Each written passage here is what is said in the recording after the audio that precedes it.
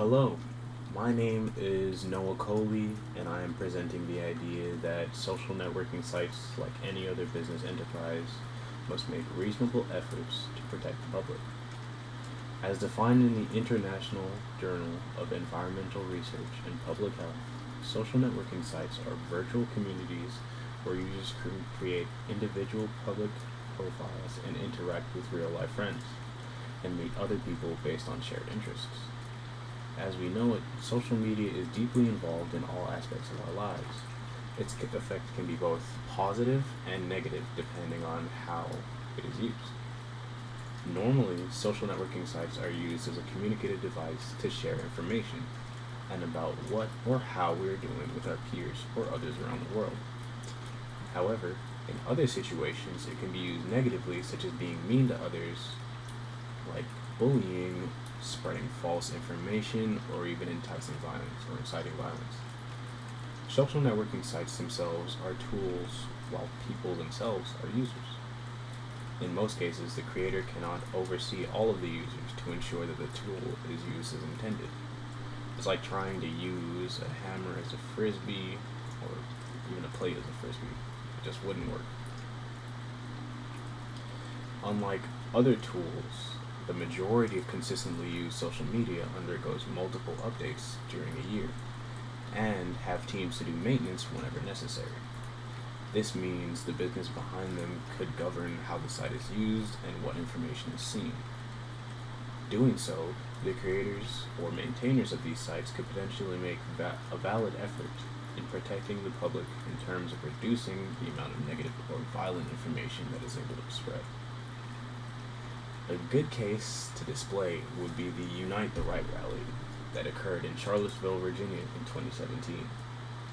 During this rally, hundreds of people gathered in downtown Charlottesville who supported white supremacy and engaged in violence against hundreds of counter-protesters, a part of groups like Black Lives Matter and Antifa. A reason as to why this is a good example is because not only did social media sites allow for like-minded people in the same community to convene, but approximately 600 white supremacists from 39 other states traveled to Charlottesville just for the rally.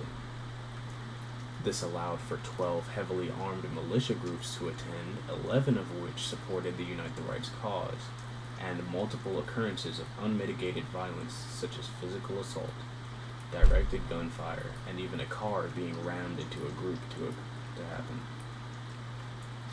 These tragedies could have been avoided if the social networking sites being utilized were able to shut down the groups before they were able to fully form, like closing down any Facebook groups or WhatsApp messaging groups, Discord groups, or even informing police of the sheer scale and danger of the event for them to be more prepared during or when they were going to the situation or going to the site.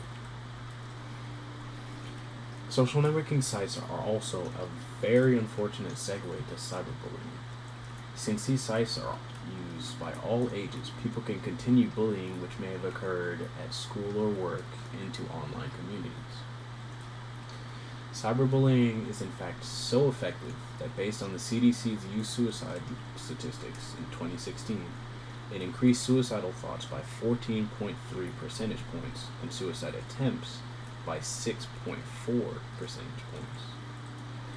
If social media sites were to observe users' messages, although it would be a breach of privacy, they would be able to diffuse situations by applying a strike against the accusing account or reporting it to the institution the users are a part of and placing trust in them to take care of the situation.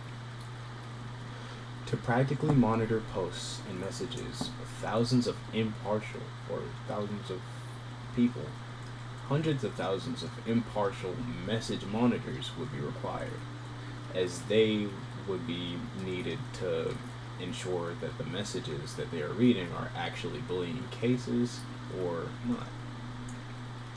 Automating this task would be too difficult, as a program could potentially misinterpret who is the victim and who is the bully. And so in those situations, it could cause more harm than good. With such countermeasures in place, online communities would become much safer, whilst reducing and potentially deterring the amount of cyberbullying that would occur on a regular basis. Another thing that businesses should be protecting users from is spreading of misinformation, with or without their knowledge. Some sites and some news providers aware, are aware of their spread of misinformation, however, it is because of whichever group they're a part of. It's instead of being spread as misinformation, a twist on the truth. That would still need to be taken care of because it is not the entire unbiased truth.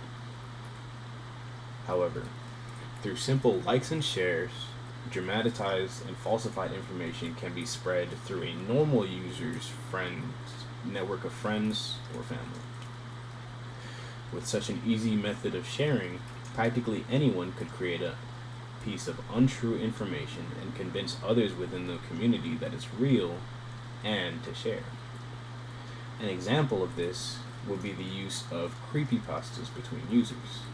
A creepypasta is a scary story which goes through some potentially frightening events, or horrifying events rather, and says at the very end, to avoid the same thing occurring to the user or the person reading, they would have to share with 10 to 20 friends. This would easily create fake stories and untrue information, as people would be too afraid to not believe it and simply share the information anyways. With social media being able to regulate these or hunt them down, it would create a safer environment for any children who would be too young and not realize that they're fake, and any adults who are caught up in it.